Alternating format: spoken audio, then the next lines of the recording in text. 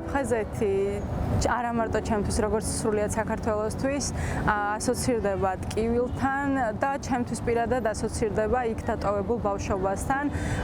იქიდან გამომდინარე, რომ 4 თვის ვიყავი, როცა სოხუმი დაეცადა მშობლებს, ხელში აყვანილი 4 თვის ბავშვი მოვყავდი. აფხაზეთი ჩემს ცნობიერებაში არსებობს ძალიან პატარა ასაკიდან, იქიდან გამომდინარე, რომ ოჯახში ყოველთვის საუბრობდნენ აფხაზეთზე, არასოდეს შეწყვეტილა აფხაზეთზე საუბარი და მშობლები ყოველთვის გვიყვებოდნენ თუ როგორი ლამაზი იყო, როგორ თამაშობდნენ იქ.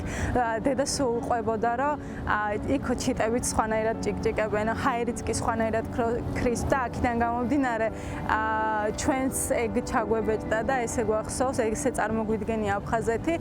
თუმცა ომის შემდგომ პერიოდში ვყოფილ ვარ აფხაზეთში და კი დედას დავეთანხმები და ვიტყოდი, რომ იქ ჩიტები მართლა სხვანაირად ჭიკჭიკებენ და იქ ნიავის კი სხვანაირია.